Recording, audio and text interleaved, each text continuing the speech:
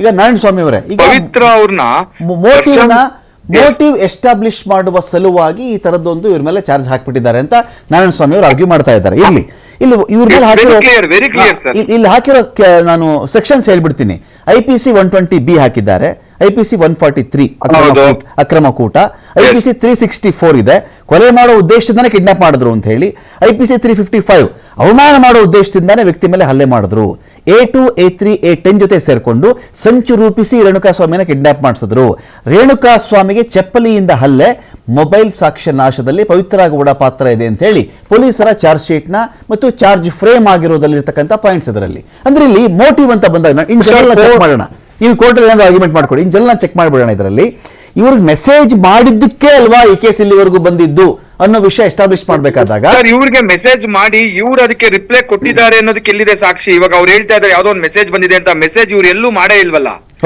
ಈಗ ಯಾರೋ ಅವ್ರ ಪ್ರಕಾರ ಏನಂತ ಚಾರ್ಜ್ ಶೀಟ್ ಅಲ್ಲಿ ಇವ್ರ ಮನೆ ಕೆಲಸದವನು ಇವ್ರ ಹೆಸರಲ್ಲಿ ಮಾಡ್ದ ಅನ್ನೋ ತರ ಅವ್ರು ಹೇಳಿರತಕ್ಕಂಥದ್ದು. ಅದನ್ನ ಪವಿತ್ರ ಗೌಡ ಅವ್ರು ಎಲ್ಲಿ ಹೇಳಿದ್ದಾರೆ, ಅಥವಾ ಕೆಲಸದವನ್ ಮಾಡಿದಾನೋ ಬಿಟ್ಟಿದಾನೋ ಅದ್ರ ಬಗ್ಗೆ ನಂಗೆ ನಾಲೆಡ್ಜ್ ಅಲ್ಲಿ ಇಲ್ಲ. ಪವಿತ್ರ ಗೌಡ ಎಲ್ಲಿ ಹೇಳಿದ್ದಾರೆ ಅನ್ನೋದಕ್ಕೆ ಏನ್ ಸಾಕ್ಷಿ ಕೊಟ್ಟಿದ್ದಾರೆ ಪೊಲೀಸು?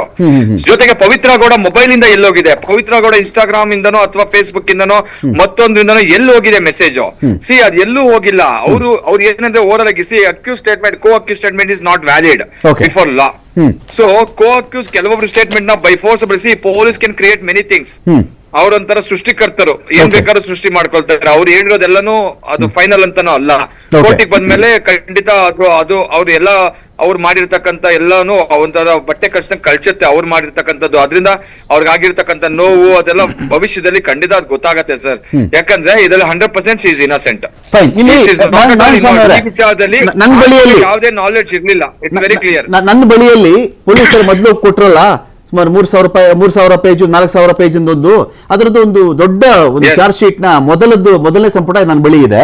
ಅದ್ರಲ್ಲಿ ಹೇಳ್ತಾರೆ ಆರೋಪಿತೆ ಏವನ್ ಪವಿತ್ರ ಗೌಡ ಈಕೆಯು pavitra.gauda123@gmail.com ಇನ್ನೊಂದ್ ಕಡೆ ಇನ್ನೊಂದ್ 2-3 ಇಮೇಲ್ ಐಡಿಗಳು ಕೊಟ್ಟುಬಿಟ್ಟು ಇನ್ಸ್ಟಾಗ್ರಾಮ್ ಖಾತೆಗಳನ್ನು ಹೊಂದಿರುತ್ತಾರೆ. ಈಕೆಯ ಇನ್ಸ್ಟಾಗ್ರಾಮ್ ಖಾತೆ ಪಬ್ಲಿಕ್ ಖಾತೆ ಆಗಿದ್ದು ಸಾರ್ವಜನಿಕರು ನೋಡಬಹುದಾಗಿರುತ್ತದೆ.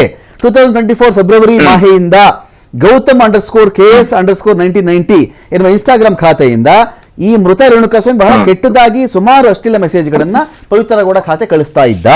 ಈ ಬಗ್ಗೆ ಯಾವುದೇ ದೂರನ್ನ ಠಾಣೆಗಳಲ್ಲಿ ನೀಡದೆ A2, A3 Pavan alias Puttaswamy ಮತ್ತು A2 ಆರೋಪಿತ ಸ್ನೇಹಿತ A10 ಆರೋಪಿ ವಿನಯ್ ಅವರೊಂದಿಗೆ ಮಾತನಾಡಿ ಅಶ್ಲೀಲ ಸಂದೇಶ ಕಳುಹಿಸಿದ ರೇಣುಕಾಸ್ವಾಮಿ ವಿಳಾಸದ ಮಾಹಿತಿ ಸಂಗ್ರಹಿಸಿ ಆತನ ಮೇಲಿನ ದ್ವೇಷವನ್ನ ಒಂದು ಗತಿ ಕಾಣಿಸಿ ತೀರಿಸಿಕೊಳ್ಳುವ ಬಗ್ಗೆ ತೀರ್ಮಾನ ಮಾಡಿಕೊಂಡು ಒಳಸಂಚು ರೂಪಿಸಿದ್ರು ಅಂತ ಕಾನ್ಸ್ಪಿರಸಿ 120 ಒಳಸಂಚು ನೋಡಿ ಸರ್.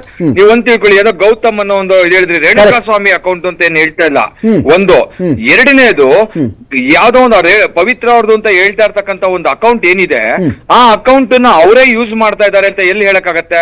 ಇವತ್ತು ನಿಮ್ದೇ ಚಾನಲ್ TV5 ಎಷ್ಟೋ ಜಿಮೇಲ್ ಐಡಿ ಎಷ್ಟೋ ಇನ್ಸ್ಟಾಗ್ರಾಮ್ ಅಕೌಂಟ್ ಇರುತ್ತೆ. ಅದನ್ನೆಲ್ಲಾರು ರಮಾಕಾಂತ್ ಸರ್ ನೀವು ಯೂಸ್ ಮಾಡ್ತೀವಿ ಅಂತ ಅರ್ಥ ಅಲ್ಲ. ಅದನ್ನ ಯೂಸ್ ಮಾಡಿ ಯಾರೋ ಕೆಲಸದವ್ರು ಯೂಸ್ ಮಾಡ್ತಾ ಇರ್ಬೋದು, ಅದಕ್ಕೆ ಆದ ಒಂದು ಬೇರೆ ಟೀಮ್ ಇರ್ಬೋದು ಅಥವಾ ಯೂಸ್ ಮಾಡಿರ್ಬೋದು. ಇವತ್ತು ಸೈಬರ್ ಕ್ರೈಮ್ ಅನ್ನೋದು ಬಹಳ ದೊಡ್ಡ ಮಟ್ಟಿಗೆ ಹೋಗಿದೆ. ಹ್ಯಾಕ್ ಎಲ್ಲ ಆಗತ್ತೆ.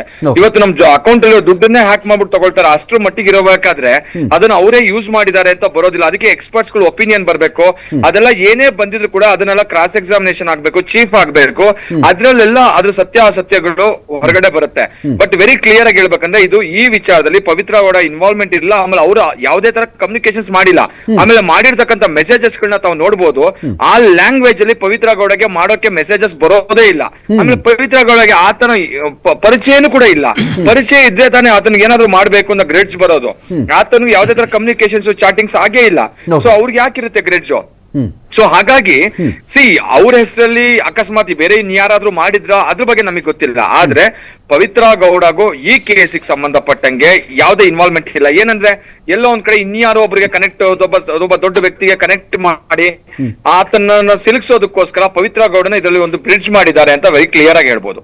ಫೈನ್ ನಾಗರಾಜ್ ಸರ್, ಒಂದು ಪಾಯಿಂಟ್ ಏನ್ ಬರುತ್ತೆ ಅಂತ ಹೇಳಿದ್ರೆ ಇಡೀ ಕೇಸ್ನ ಕಥೆ ಸ್ಟೋರಿ ಶುರುವಾಗಿ ಇನ್ನೊಂದು ರಮಾಕಾಂತ್ ಸರ್ ಇನ್ನೊಂದು ಹೇಳ್ಬಿಡ್ತೀನಿ. ಹಾ. ಇನ್ನೊಂದೇ ಒಂದು ರಮಾಕಾಂತ್ ಇದರಲ್ಲಿ ತಾವು ಅಬ್ಸರ್ವ್ ಮಾಡಿರ್ಬೋದು, ತಾವು ಚಾರ್ಜ್ ಶೀಟ್ ಬಗ್ಗೆ ಒಂದು ಮಾತು ಹೇಳಿದ್ರಿ, ಒಂದು ವಾಲ್ಯೂಮ್ ಇದೆ ಅಂತ.